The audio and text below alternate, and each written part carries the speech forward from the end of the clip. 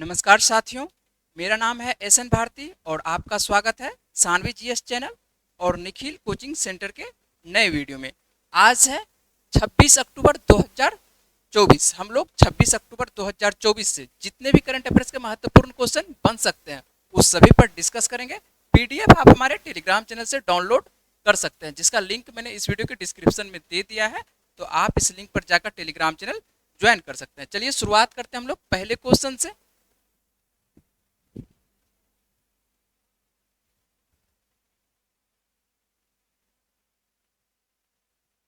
और हम लोगों के सामने में आज का पहला क्वेश्चन है, हाल ही में अभ्यास सिम्बैक्स 2024 भारत और किस देश के बीच में आयोजित किया जा रहा है। यह जो है भारत और किस देश के बीच में आयोजित किया जा रहा है, यह भारत और सिंगापुर के बीच में जो है आयोजित किया जा रहा है। आइए इसके बारे में हम लोग थोड़ा सा जानकारी प्राप्त करते हैं। सिंगापुर भारत और सिंगापुर के बीच में जो है ये समुद्री द्विपक्षीय अभ्यास है। किसके किसके बीच में? तो भारत और सिंगापुर के बीच में है यह द्विपक्षीय अभ्यास है। और सिम्बैक्स का इस बार जो है 31वां संस्करण जो है इसका आयोजन किया जा रहा है। और कहाँ पर किया जा रहा है? यह जो है आपको विशाखापत्तनम में किया जा रहा है। कब से कब तक? तो 23 से लेकर 29 अक्टूबर 2024 तक ये पूर्वी नौसेना का कमान विशाखापत्तनम में आयोजित किया जा रहा है। और सिंगापुर गणराज्य जो है नौसेना जहाज इसका ध्यान दीजिए, इसका नाम क्या है? RSS। सिंगापुर का जो नौसेना का जो जहाज है उसका नाम क्या है? RSS नाम है। ठीक है, RSS टेना CS। क्या नाम है? RSS टेना CS। ठीक है, जिसमें जो है हेलीकॉप्टर भी शामिल है। मतलब इस जहाज पर जो है हेलीकॉप्टर आसानी से उतर सकता है। सिम्बैक्स 2024 में भाग लेने 23 अक्टूबर 2024 को विशाखापत्तनम पहुंचा है। तो यह कहाँ पहुंचा है? विशाखापत्तनम आया है। और भारत और किसके बीच में? सिंगापुर के बीच में जो है ये सिम्बैक्स आपको 2024 का जो है आयोजन किया जा रहा है। यह आयोजन जो है आपको, अब तो नया नाम सिम्बैक्स है, लेकिन इसका पहले नाम क्या होता था? तो इसका पहले जो नाम होता था एक्सरसाइज लायन किंग के नाम से यह जाना जाता था। एक्सरसाइज लायन किंग के नाम से जाना जाता था। और यह अभ्यास जो है 1994 से ही स्टार्ट है। कब से? यह 1994 से स्टार्ट है। और अभी जो है इसका नया नाम अब क्या बदला गया है? तो सिम्बैक्स रखा गया है। तो भारतीय नौसेना और सिंगापुर गणराज्य के बीच में जो है नौसेना के बीच ये सबसे महत्वपूर्ण द्विपक्षीय अभ्यास है। तो आप लोगों को क्वेश्चन पूछा जाता है कि भारत और सिंगापुर के बीच में जो है कौन सा अभ्यास हाल ही में किया गया? तो कौन सा अभ्यास हाल ही में किया गया? सिम्बैक्स 2024 का किया गया है। और यह जो है आयोजन 2 चरणों में इसका आयोजन किया जा रहा है। कितने चरणों में? यह 2 चरणों में इसका आयोजन अभ्यास का किया जा रहा है। पहला चरण जो है 23 से 25 अक्टूबर को विशाखापत्तनम में ही किया जाएगा। उसके बाद 28 से 29 अक्टूबर को यह बंगाल की खाड़ी में किया जाएगा। तो ये 2 चरणों में समाप्त होगा। 23 से 25 अक्टूबर विशाखापत्तनम में और 28 से 29 अक्टूबर बंगाल की खाड़ी में। इस वर्ष के संस्करण का यह उद्देश्य है भारत और सिंगापुर के बीच में जो है रणनीतिक साझेदारी को मजबूत करना है। किसके बीच में? आपको भारत और जो सिंगापुर है इसके बीच में जो है रणनीतिक साझेदारी को मजबूत करना है। और नाम आता है सिंगापुर का, तो सिंगापुर के बारे में भी बातचीत कर लेते हैं। तो सिंगापुर की राजधानी क्या है? तो सिंगापुर की राजधानी सिंगापुर सिटी है।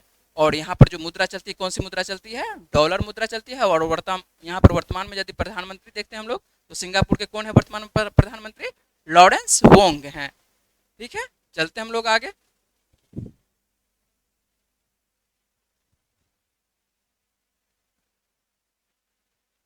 और नेक्स्ट क्वेश्चन है, हाल ही में international tennis hall of fame work 2025 में, इसमें टेनिस हॉल ऑफ फेम 2025 वर्ग में जो है किसे नामित किया गया? था इसमें जो है 3 व्यक्तियों को नामित किया गया। कितने व्यक्तियों को? 3 व्यक्तियों को। सबसे पहला जो नाम है मारिया सारापोवा का नाम है। किसका नाम है? मारिया सारापोवा का। ये जो है तीनों जो है टेनिस खेलते हैं। ठीक है, टेनिस के खिलाड़ी हैं। यहाँ पर लिखा हुआ है international tennis hall of fame वर्ग 2025 में किसे शामिल किया गया है? तो सबसे पहला नाम किसका है? मारिया सारापोवा का। और 2 भाई हैं और इनको जो है ब्रायन ब्रदर्स के नाम से जाना जाता है। तो कौन कौन नाम है इनका? इनका जो नाम है बॉब और माइक नाम है। बॉब और माइक ब्रायन के नाम से ये दोनों जाने जाते हैं। और इनको जो है शॉर्ट में जो है ब्रायन ब्रदर्स कहा जाता है, क्योंकि दोनों जो है जोड़ी के रूप में जो है टेनिस खेलते हैं। आइए हम लोग इसके बारे में अच्छे से जानकारी प्राप्त कर लेते हैं, क्योंकि इससे जो आपको 2025 तक क्वेश्चन आने वाले दिनों में पूछेगा। तो मारिया शरापोवा और ये जो है आपको जो बॉब और माइक, ये दोनों क्या है, जुड़वा भाई हैं। ये दोनों जो आपको दिखाई पड़ रहे हैं बॉब और माइक, ये दोनों क्या है, जुड़वा भाई हैं। और उनके ऐतिहासिक कैरियर को मान्यता देते हुए international tennis hall of fame में जो है 2025 वर्ग के लिए चुना गया है। आइए, नाम आता है मारिया शरापोवा का, तो मारिया शरापोवा के बारे में हम लोग जानकारी प्राप्त कर लेते हैं। मारिया शरापोवा जो है अभी वर्तमान में आप देखते हैं तो 37 वर्ष की है ये। और इन्होंने जो है 2005 में, कब, 2005 में जो है विश्व की नंबर 1 रैंक टेनिस में जो है विश्व की नंबर 1 रैंक हासिल की थी। और रूस की पहली ऐसी महिला है जिन्होंने जो है इस रूप में जो है इतिहास रचा था। तो ये जो है रूस की महिला है, कहाँ की है, मारिया शरापोवा जो है रूस की रहने वाली है। और यह जो है 2005 में विश्व की नंबर 1 रैंक हासिल की थी। और इसके बारे में बातचीत करते हैं तो ये जो है 4 ग्रैंड स्लैम खिताब जीती है। कितना, ये सभी 4 ग्रैंड स्लैम होता है, तो सभी चारों ग्रैंड स्लैम ये जीतने वाली रूस की पहली खिलाड़ी हैं।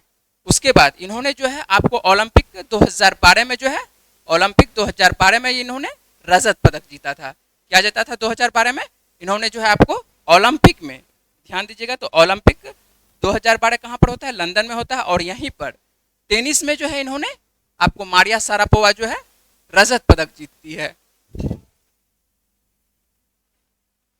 और ये जो आप तस्वीर देख रहे हैं ये मारिया शरापोवा की तस्वीर है। और ये टेनिस खेलती है और कहाँ की खिलाड़ी है, ये रूस की खिलाड़ी है। और इसी को आपको हॉल ऑफ फेम में जो है, टेनिस हॉल ऑफ फेम में शामिल किया गया है।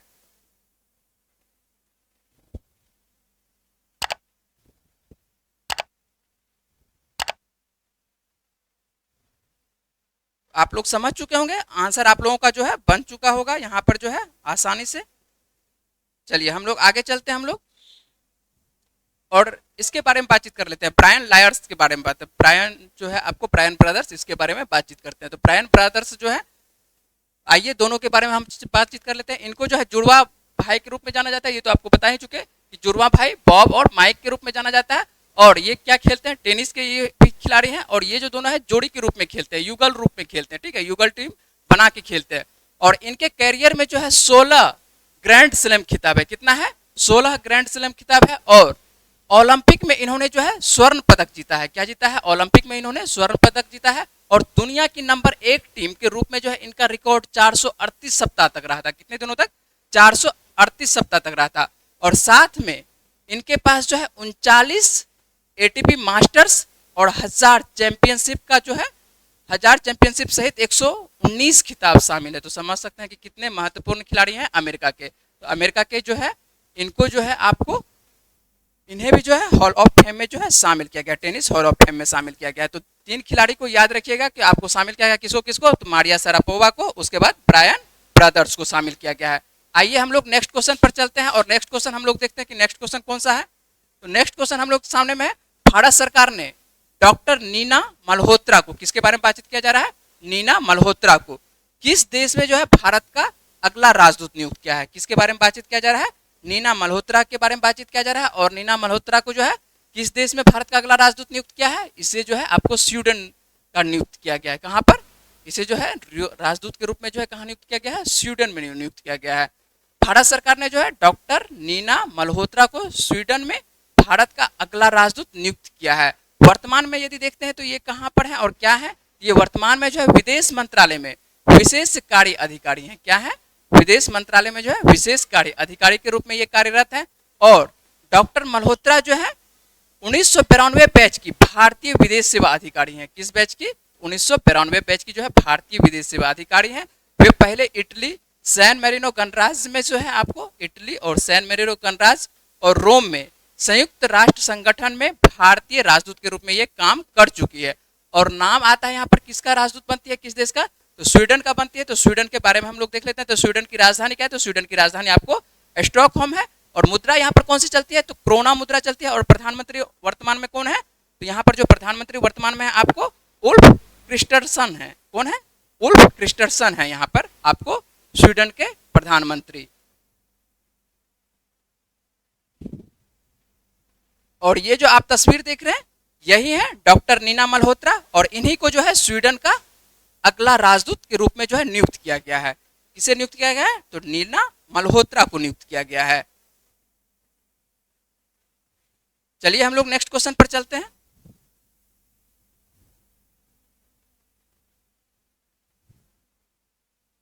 और नेक्स्ट क्वेश्चन हम लोगों के सामने में, रिलायंस इंडस्ट्री ने देश में एआई इंफ्रास्ट्रक्चर स्थापित करने के लिए किसके साथ समझौता किया है? किसके बारे में बातचीत किया जा रहा है? रिलायंस के बारे में बातचीत किया जा रहा है। रिलायंस जो है किसके साथ जो है समझौता किया है? तो ये जो समझौता किया है एनवीडिया के साथ समझौता किया। किसके साथ समझौता किया है? एनवीडिया के साथ समझौता किया है। रिलायंस इंडस्ट्री के जो मालिक हैं कौन है? आपको पता ही है कि मुकेश अंबानी है। तो मुकेश अंबानी की रिलायंस इंडस्ट्री ने अमेरिका की चिप निर्माता कंपनी, ये जो एनवीडिया है, एनवीडिया क्या बनाती है? ये जो है चिप बनाती है, ठीक है। चिप निर्माता कंपनी एनवीडिया, ये अमेरिका की कंपनी है। एनवीडिया के साथ मिलकर जो है भारत में एआई इंफ्रास्ट्रक्चर स्थापित करने की घोषणा की है। यह घोषणा जो है एनवीडिया एआई समिट 2024 जो है कहाँ पर हुआ है? यह मुंबई में की गई है। तो एनवीडिया का जो है शिखर सम्मेलन कहाँ पर क्या क्या है? ये 2024 का जो शिखर सम्मेलन है आपको मुंबई में क्या है क्या है? और मुंबई में ही आपको रिलायंस इंडस्ट्रीज और किसके बीच में समझौता होता है? एनवीडिया के साथ समझौता है। एनवीडिया आपको याद रखना है ये क्या करती है? तो यह जो है अमेरिका की कंपनी है और चिप निर्माण करती है, ठीक है। चिप निर्माता कंपनी है। आइए यहाँ पर हम लोग देख लेते हैं। एक क्वेश्चन इस जगह से और पूछा जा सकता है और ये भी जो है करंट अफेयर से संबंधित है। आपको चिप बनाने वाली दिग्गज कंपनी एनवीडिया दुनिया की जो है सबसे वैल्यूएबल कंपनी बन गई है। दुनिया के अभी वर्तमान में देखिएगा तो सबसे वैल्यूएबल कंपनी कौन सी बनी हुई है? आपको एनवीडिया ही बनी है। और ये किसको पीछे छोड़ के बनती है? यह जो है एप्पल को पीछे छोड़ के बनती है। पहले जो है एप्पल रहता है दुनिया की सबसे वैल्यूएबल कंपनी, लेकिन अभी वर्तमान में देखते हैं तो वर्तमान में जो है एप्पल को ये पीछे छोड़ के आगे निकल चुका है। आइए देख लेते हैं। तो एनवीडिया की स्टॉक मार्केट वैल्यू जो है, एनवीडिया की स्टॉक मार्केट वैल्यू जो है आपको कितना दिखाई पड़ रहा है? ये जो आपको दिखाई पड़ रहा है 3.5 लाख करोड़ डॉलर है। कितना है? 3.53 लाख करोड़ डॉलर है। किसका? एनवीडिया का। और वहीं यदि एप्पल की हम लोग बात करते हैं तो एप्पल का जो स्टॉक वैल्यू है 3.52 लाख करोड़ डॉलर है। तो इस तरह से जो है आपको एनवीडिया जो है दुनिया की सबसे वैल्यूएबल कंपनी अभी वर्तमान में बनी हुई है। और यदि एनवीडिया के संस्थापक के बारे में बातचीत करते हैं कि संस्थापक कौन है वर्तमान में और इसका सीईओ कौन है, तो एनवीडिया के संस्थापक और सीईओ दोनों एक ही हैं और इसका नाम क्या है? जेनसेन हुआंग है। कौन है? Jensen Huang. और ये कंपनी कहाँ की है? कंपनी पहले ही बता चुके हैं आप लोगों को। यह कंपनी जो है एनवीडिया कंपनी आपको अमेरिका की कंपनी है। नेक्स्ट क्वेश्चन है प्रधानमंत्री मुद्रा योजना। किसके बारे में बातचीत किया जा रहा है? प्रधानमंत्री मुद्रा योजना के तहत जो है मौजूदा ऋण सीमा बढ़ाकर जो है कितना कर दिया गया है? कितना रुपया कर दिया गया है? तो प्रधानमंत्री मुद्रा योजना के तहत जो है ऋण का जो सुविधा है कि कहां से कहां तक कर दिया गया? पहले जो कितना था अभी वर्तमान में कितना है? यह जो है आपको 10 लाख से बढ़ाकर कितना कर दिया गया है? 20 लाख रुपया कर दिया गया है। प्रधानमंत्री मुद्रा योजना के तहत जो है ऋण सीमा बढ़ाकर कितना कर दिया गया है? 10 लाख रुपया से लेके आपको बढ़ाकर 20 लाख रुपया कर दिया गया है। पहले जो है 10 लाख रुपया मिलता था लेकिन अब जो है 20 लाख रुपया मिलेगा। लेकिन इसकी घोषणा कब की जाती है? तो आपको पता है कि केंद्रीय वित्त मंत्री अभी वर्तमान में कौन है? निर्मला सीतारमण है। तो केंद्रीय वित्त मंत्री निर्मला सीतारमण के द्वारा 23 जुलाई 2024 को केंद्रीय बजट 2024-25 में इसकी घोषणा करते हैं। कब करते हैं घोषणा? तो 23 जुलाई 2024 को ही होता है। 23 जुलाई 2024 को जब बजट पेश किया जाता है तो उसी में जो है इसकी घोषणा होता है। लेकिन जब घोषणा होता है तो लागू तो बाद में किया जाएगा, तो लागू जो है अब कर दिया गया है, ठीक है। इसको जो है लागू वर्तमान में अब कर दिया गया है। इसके तहत जो है अब 20 लाख रुपया मिलने वाला है, ठीक है। पहले जो है 10 लाख रुपया मिलता था, अब इसकी सीमा को बढ़ाकर 20 लाख कर दिया गया है। यह वृद्धि जो है मुद्रा योजना के समग्र उद्देश्य को प्रोत्साहन देने की एक और सकारात्मक पहल है, ठीक है। तो यह आप लोगों को जो है याद रखना है कि प्रधानमंत्री मुद्रा योजना के तहत जो है राशि कहां से कहां तक बढ़ा दिया गया है? तो 10 लाख से रुपया बढ़ाकर कितना कर दिया गया है? 20 लाख रुपया कर दिया गया है। आइए नेक्स्ट क्वेश्चन पर हम लोग बातचीत करते हैं। और नेक्स्ट क्वेश्चन जो है एशियाई विकास बैंक से संबंधित है। और क्या क्वेश्चन है? एशियाई विकास बैंक ने किस राज्य को सौर फोटोवोल्टिक, किसके बारे में बातचीत किया जा रहा है? सौर फोटोवोल्टिक जो है सुविधा के लिए जो है ऋण मंजूर किए हैं। किसके द्वारा? एशियाई विकास बैंक। एशियाई विकास बैंक के बारे में मैंने कल भी बातचीत किया था कि एशियाई विकास बैंक में जो है नया सदस्य देश जुड़ा है। आइए एक बार फिर से बातचीत करते हैं एशियाई विकास बैंक। एशियाई विकास आदि कल आप अच्छे से वीडियो देखे होंगे, तो आपको एशियाई विकास बैंक के बारे में मैंने कल बताया था। आइए एक बार फिर से बातचीत कर लेते हैं, आज जो है शॉर्ट में बातचीत करते हैं। तो एशियाई विकास बैंक को क्या बोला जाता है, आपको एडीबी के रूप में भी बोला जाता है। यह जो है क्या काम करता है, तो क्षेत्रीय विकास बैंक है। यह क्या है, क्षेत्रीय विकास बैंक है, जिसकी स्थापना कब होती है, इसकी स्थापना जो है आपको 1966 में होती है। कब होती है इसकी स्थापना, 1966 में होती है। और यह जो है एशिया और प्रशांत क्षेत्र में सामाजिक एवं आर्थिक विकास को क्या करता है, बढ़ावा देने के उद्देश्य से जो है इसकी स्थापना की जाती है। किसकी स्थापना की जाती है, एशियाई विकास बैंक की स्थापना जो है 1966 ईस्वी में की जाती है। एशिया और प्रशांत के क्षेत्र में जो सामाजिक और आर्थिक विकास को बढ़ावा देने के उद्देश्य से की जाती है। यदि इसके बातचीत करते हैं कि इसका मुख्यालय कहाँ है, तो एशियाई विकास बैंक का मुख्यालय कहाँ है, तो एशियाई विकास बैंक का मुख्यालय आप लोगों को कल भी बताया था कि फिलीपींस की राजधानी मनीला में है।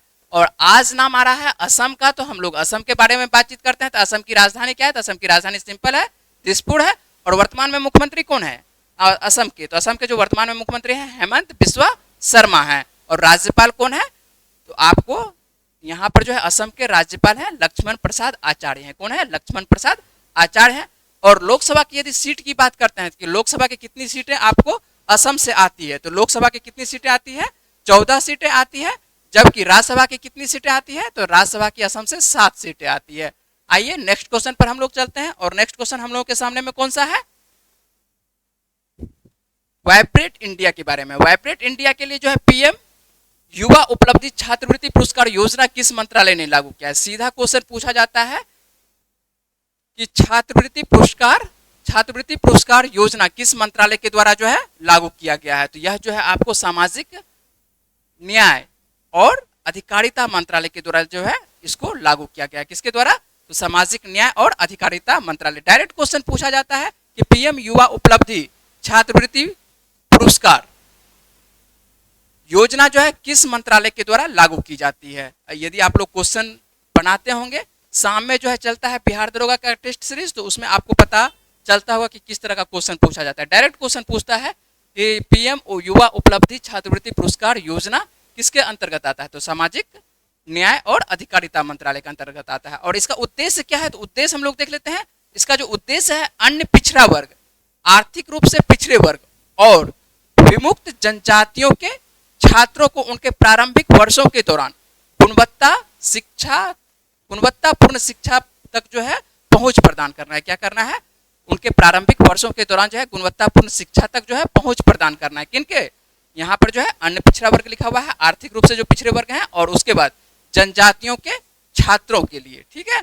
और अभी वर्तमान में सामाजिक और न्याय मंत्री कौन है, तो सामाजिक न्याय और अधिकारिता मंत्री जो अभी वर्तमान में है कौन है, आपको डॉक्टर वीरेंद्र कुमार है। कौन है, डॉक्टर वीरेंद्र कुमार। जितने भी मंत्री हैं कम से कम आप लोगों को याद रहना चाहिए कि जो कैबिनेट के मंत्री हैं, कैबिनेट का मंत्री कम से कम आप लोगों को याद रहना चाहिए कि कौन कौन से कैबिनेट मंत्री के अंतर्गत आता है और वो कौन कौन सा अभी वर्तमान में है। ठीक है। कम से कम लंबे लंबे दिनों तक रहते हैं, कम से कम तो 5 साल तो रहते ही हैं। बीच बीच में हो सकता है कि चेंज हो जाता है, अलग बात है, लेकिन 5 साल तो लगभग रहते हैं। चलिए हम लोग चलते हैं नेक्स्ट क्वेश्चन पर।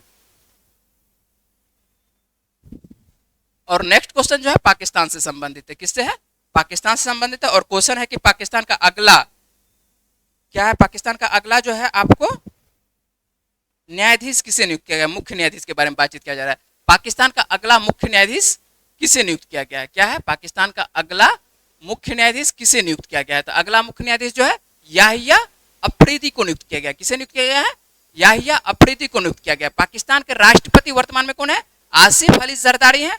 और इन्होंने ही सुप्रीम कोर्ट के न्यायाधीश याहिया अफरीदी को जो है पाकिस्तान का अगला मुख्य न्यायाधीश नियुक्त किया है। क्या नियुक्त किया है, पाकिस्तान का अगला मुख्य न्यायाधीश किसे नियुक्त किया है, याहिया अफरीदी को नियुक्त किया है। यह नियुक्ति जो है 3 वर्षों के लिए निश्चित की गई है। कितने वर्षों के लिए, 3 वर्षों के लिए निश्चित कर दी गई है। और यह जो है 26 अक्टूबर 2024 से यह प्रभावी होगा। तो आज है 26 अक्टूबर, तो 26 अक्टूबर 2024, इसका मतलब है कि आज से ही जो है ये पाकिस्तान का अगला मुख्य न्यायाधीश बन जाएंगे। और नाम आता है पाकिस्तान का, तो पाकिस्तान के बारे में देख लेते हैं। तो पाकिस्तान की राजधानी क्या है, तो पाकिस्तान की राजधानी इस्लामाबाद है। और पाकिस्तान का जो मुद्रा चलती है कौन सी, पाकिस्तानी रुपया चलता है। और यहाँ पर जो वर्तमान में प्रधानमंत्री है कौन है पाकिस्तान के, तो शहबाज शरीफ हैं। और राष्ट्रपति कौन है, राष्ट्रपति के बारे में जस्ट बात की है कि आसिफ अली जरदारी पाकिस्तान के राष्ट्रपति हैं। और ये जो आप तस्वीर देख रहे हैं, ये तस्वीर है पाकिस्तान का अगला मुख्य न्यायाधीश, जो कि आज से ही ये शपथ लेंगे। तो 26 अक्टूबर 2024 से जो है पाकिस्तान के जो है नए मुख्य न्यायाधीश कौन बन गए हैं, याहिया अफरीदी बन गए हैं। जब पाकिस्तान का अगला मुख्य न्यायाधीश के बारे में हम लोग बातचीत किए हैं, तो हम लोग अपने इंडिया के मुख्य न्यायाधीश के बारे में भी बातचीत कर लेते हैं। वैसे मैंने आप लोगों को इसके बारे में बता दिया है, लेकिन एक बार फिर से बात कर लेते हैं इस पे। तो भारत का अगला मुख्य न्यायाधीश के रूप में जो है किसे नियुक्त किया गया, भारत में भी जो है नियुक्त किया गया है। और यह जो है 11 नवंबर को जो है अपने पद पर जो है ये बैठेंगे। देखते हैं इसके बारे में हम लोग। तो भारत के अगले मुख्य न्यायाधीश के रूप में किसे नियुक्त किया गया है, तो भारत का अगला मुख्य न्यायाधीश जो है न्यायमूर्ति संजीव खन्ना को नियुक्त किया गया है। भारत के जो राष्ट्रपति, भारत के राष्ट्रपति द्रौपदी मुर्मू है अभी। तो भारत के जो वर्तमान में राष्ट्रपति हैं, इन्होंने संविधान के अनुच्छेद 124(2) के तहत जो है 124(2) के तहत जो है शक्तियों का प्रयोग करते हुए सुप्रीम कोर्ट के वरिष्ठतम न्यायाधीश न्यायमूर्ति संजीव खन्ना को जो है भारत का अगला न्यायाधीश नियुक्त किया है। और ये भारत का जो अगला मुख्य न्यायाधीश बनने वाले हैं, ये कितने नंबर के बनने वाले हैं, तो 51वां नंबर का। ठीक है, तो 51वां मुख्य न्यायाधीश नियुक्त होने वाले हैं। कौन है, आपको संजीव खन्ना नियुक्त होने वाले। वर्तमान में कौन है भारत के मुख्य न्यायाधीश, तो वर्तमान में यदि हम लोग देखते हैं कि वर्तमान में मुख्य न्यायाधीश कौन है, तो डॉक्टर DY चंद्रचूड़ हैं। कौन है, DY चंद्रचूड़ हैं, जो 10/11/2024 को ये क्या होने वाले हैं, ये सेवानिवृत्त होने वाले हैं। 10 नवंबर 2024 को जो है DY चंद्रचूड़ क्या हो जाएंगे, सेवानिवृत्त हो जाएंगे। जब 10 नवंबर 2024 को सेवानिवृत्त होंगे, तो अगला कौन बनने वाले हैं, तो 11 नवंबर 2024 से जो है आपको न्यायमूर्ति संजीव खन्ना बन जाएंगे। कौन बन जाएंगे, न्यायमूर्ति संजीव खन्ना जो है अगला मुख्य न्यायाधीश बनेंगे। ठीक है, अभी वर्तमान में न्यायमूर्ति हैं, लेकिन अब जो है मुख्य न्यायाधीश बन जाएंगे। और भारत का जो है ये 51वां मुख्य न्यायाधीश होंगे। और ये जो आप तस्वीर देख रहे हैं, ये भारत का अगले मुख्य न्यायाधीश किनका तस्वीर है, संजीव खन्ना का तस्वीर है। तो ये संजीव खन्ना है, यही जो है 11 नवंबर को बन जाएंगे भारत का अगला मुख्य न्यायाधीश। चलिए हम लोग चलते हैं नेक्स्ट क्वेश्चन पर। और नेक्स्ट क्वेश्चन हम लोग के सामने में है, आईसीसी विश्व टेस्ट चैंपियनशिप के इतिहास में सर्वाधिक विकेट लेने वाले गेंदबाज कौन बने हैं। तो आईसीसी विश्व टेस्ट चैंपियनशिप के बारे में बातचीत किया जा रहा है। तो आईसीसी विश्व टेस्ट चैंपियनशिप में जो है सर्वाधिक विकेट लेने वाले खिलाड़ी कौन बने हैं, रविचंद्रन अश्विन बने हैं। कौन बने हैं, रविचंद्रन अश्विन बने हैं। और इन्होंने इसके बारे में बातचीत कर रहे हैं, आईसीसी विश्व टेस्ट चैंपियनशिप, ठीक है, के इतिहास में सबसे ज्यादा विकेट लेने वाले गेंदबाज बनकर उभरे हैं। और इन्होंने जो है हाल ही में, आप लोगों को पता है कि अभी जो मैच खेला जा रहा है पुणे में खेला जा रहा है, न्यूजीलैंड और भारत के खिलाफ जो है दूसरा टेस्ट मैच खेला जा रहा है।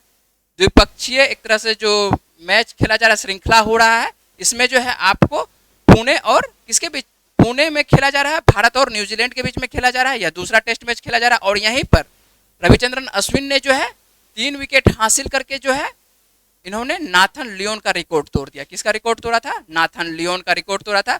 और रविचंद्रन अश्विन जो है टेस्ट चैंपियनशिप में 39 मैचों में 189 विकेट लिए हैं। कितने मैचों में, तो विश्व टेस्ट चैंपियनशिप में जो है आपको 39 मैचों में 189 विकेट लिए हैं। जबकि यदि कुल मैचों की यदि हम लोग बात करते हैं, तो रविचंद्रन अश्विन जो है 104 मैचों में 531 विकेट लिए हैं। 104 मैचों में कितना, आपको 531 विकेट लिए हैं। और इन्होंने किनका रिकॉर्ड तोड़ा है, टेस्ट चैंपियनशिप में जो है इन्होंने रिकॉर्ड तोड़ा है, नाथन लियोन का रिकॉर्ड तोड़ा है। किनका रिकॉर्ड तोड़ा है, नाथन लियोन का। नाथन लियोन किस देश के खिलाड़ी हैं, तो नाथन लियोन जो है आपको ऑस्ट्रेलिया के खिलाड़ी हैं। किस देश के खिलाड़ी हैं नाथन लियोन, ऑस्ट्रेलिया के खिलाड़ी हैं। और यदि रविचंद्रन अश्विन के बारे में बात करते हैं, तो ये इन्होंने चैंपियनशिप के इतिहास में जो है 11 बार 4 विकेट लिए हैं, और 10 बार क्या किए हैं, इन्होंने 5 विकेट लिए हैं। तो 10 बार जो है 5 विकेट लेने वाले विश्व टेस्ट चैंपियनशिप में जो है ये भी रविचंद्रन अश्विन ही है। और ये जो आप तस्वीर देख रहे हैं, ये रविचंद्रन अश्विन की तस्वीर है। और इन्होंने टेस्ट चैंपियनशिप के इतिहास में जो है सर्वाधिक विकेट लेने का जो रिकॉर्ड है इन्होंने अपने नाम किया है। ठीक है, इस तरह से जो आज के महत्वपूर्ण करंट अफेयर्स बन रहे थे उस सभी पर मैंने बातचीत की है। ठीक है, और आगे हम लोग देख लेते हैं। आगे जो हम लोग के पास जो है क्वेश्चन है, यदि आप कल का वीडियो अच्छे से देखे होंगे तो आप लोगों का जो है क्वेश्चन बनना चाहिए। आइए हम लोग क्वेश्चन पर बातचीत करते हैं कि कि क्वेश्चन क्या है। पहले हम लोग देख लेते हैं कि पिछले वीडियो का प्रश्न क्या था। तो पिछले वीडियो का प्रश्न पे बातचीत करते हैं। तो पिछले वीडियो का प्रश्न था हम लोगों के पास, हाल ही में विश्व स्वास्थ्य संगठन द्वारा किस देश को मलेरिया मुक्त घोषित किया गया है। तो किस देश को मलेरिया, ये क्वेश्चन मैंने आप लोगों से पूछा था। क्या था कि पिछले वीडियो का प्रश्न जो था, हाल ही में विश्व स्वास्थ्य संगठन के द्वारा जो है किस देश को मलेरिया मुक्त घोषित किया गया था। तो आपको बताए थे, इसके बारे में मैंने पूरे विस्तार से बातचीत किया था। यदि आप वीडियो देखे होंगे तो आप लोगों का जो है आंसर बना होगा। इसका सही आंसर क्या है? इसका सही आंसर जो है आपको मिस्र है। क्या है सही आंसर? आपको मिस्र है। और यदि बात करते हैं मिस्र के बारे में, तो मिस्र जो है आपको कुल मलेरिया मुक्त घोषित देशों में जो है 44 देशों की लिस्ट में शामिल हो चुका है। तो अभी तक वर्तमान में यदि हम लोग बात करते हैं तो कुल कितने देश मलेरिया मुक्त हो चुका है? तो 44 देश, जिसमें यदि अफ्रीका की बात करते हैं तो मिस्र किस देश में महादेश में आता है? ये जो है आपको अफ्रीका में आता है। अफ्रीका की यदि बात करते हैं तो अफ्रीका में जो है 4 देशों को क्या किया गया है? मलेरिया मुक्त घोषित किया गया। कौन कौन से देश को मलेरिया मुक्त घोषित किया गया है? सबसे पहले आप लोग बातचीत करते हैं, यदि मिस्र का यहाँ पर नाम आता है तो 2 दिन पहले ही जो है मिस्र को मलेरिया मुक्त घोषित किया गया है। उसके बाद आगे चलिएगा तो कैप वर्डे को भी जो है, कैप वर्डे एक देश है, उसको भी जो है 2024 में ही मलेरिया मुक्त घोषित किया गया है। उसके बाद अल्जीरिया के बारे में बातचीत करते हैं तो अल्जीरिया को भी जो है 2019 में मलेरिया मुक्त घोषित किया गया था। उसके बाद एक और देश है मॉरिशस। मॉरिशस को देखते हैं तो 1973 में ही मलेरिया मुक्त घोषित किया गया। तो बहुत पहले ही मॉरिशस को मलेरिया मुक्त घोषित कर दिया गया था। यहाँ पर 4 देश, अफ्रीका के 4 देश और कुल विश्व के देश के बारे में बातचीत करते हैं तो 44 देश ऐसे हैं जो कि मलेरिया मुक्त घोषित है। तो इसका सही आंसर क्या होगा? इसका सही आंसर आपको हो जाएगा मिस्र हो जाएगा। और जिन्होंने आंसर दिए हैं उसका नाम मैं आप लोगों का एक दो का नाम बता देते हैं, ठीक है। रोशन कुमार है, इन्होंने जो है आंसर सही दिए हैं। उसके बाद दिव्यांशु जी हैं, दिव्यांशु जी सहरसा से हैं, इन्होंने आंसर सही दिए हैं। उसके बाद सोनाली सिंह हैं गया से, इनका भी आंसर सही है। उसके बाद अप्सरा भारती हैं भागलपुर से, इनका भी आंसर सही है। और जिन्होंने आंसर सही दिए हैं, यदि जो व्यक्ति कमेंट करेंगे तो उनका एक दो का नाम मैं ले लूँगा। उसके बाद यदि आप लोग देना है कमेंट और आंसर देना है, आंसर आप लोगों को लिख देना है। इसका जो भी आंसर होगा, आंसर ABC जो भी होगा, मैं आज के क्वेश्चन के बारे में बातचीत करता हूं, वहीं पर बातचीत कर लेते हैं। आज का प्रश्न क्या है? तो आज का प्रश्न है, किसे हाल ही में global anti racism championship award 2024 से सम्मानित किया गया है? तो एंटी रेसिज्म 2024 से किसे सम्मानित किया गया है? ये जो है इसका आंसर आप लोगों को कमेंट बॉक्स में देना है। और कमेंट बॉक्स में जो आंसर देना है, कैसे देना है कमेंट बॉक्स में आंसर? तो इसका आंसर जो भी आंसर आप लोगों को लगेगा, इसका आंसर यदि आप लोगों को लगेगा ए है तो आंसर ए लिख देना है। और नीचे में क्या करना है? अपना नाम के साथ जो है आप कहाँ से वीडियो देख रहे हैं वो कमेंट कर देना है, जिससे कि मुझे पता चलता रहे कि आप जो है किस जिले से वीडियो देख रहे हैं। तो जो भी आंसर आपको लगे, सी लगे तो सी लिखिए, बी लगे तो बी लिखिए। जो आप यदि अच्छे से आप वीडियो वॉच करते होंगे तो आपको जो है इसका आंसर जो है बनना चाहिए। तो इस तरह से जो है आप लोग आंसर देने की कोशिश कीजिएगा। इसका सही जवाब क्या है वो जल्दी से आप लोग को कमेंट बॉक्स में देना है। मुझे उम्मीद है कि आज के वीडियो जो मैंने आप लोगों को बताया है, उसमें जितने भी इंपॉर्टेंट क्वेश्चन पर मैंने बातचीत किया है वो वीडियो आपको समझ में आ गया होगा, क्वेश्चन समझ में आया होगा, आंसर, ठीक है। ठीक, और चलते हैं हम लोग आप लोगों से बातचीत करेंगे अगले वीडियो में। चैनल को सब्सक्राइब कर लीजिएगा। चैनल को यदि सब्सक्राइब आप करते हैं तो आपको जो है डेली करंट अफेयर्स मिलता रहेगा। चलिए हम लोग आपसे मिलते हैं अगली वीडियो में। तब तक के लिए अपना ख्याल रखिएगा, पढ़ते रहिए। वीडियो में बने रहने के लिए बहुत बहुत शुक्रिया, धन्यवाद।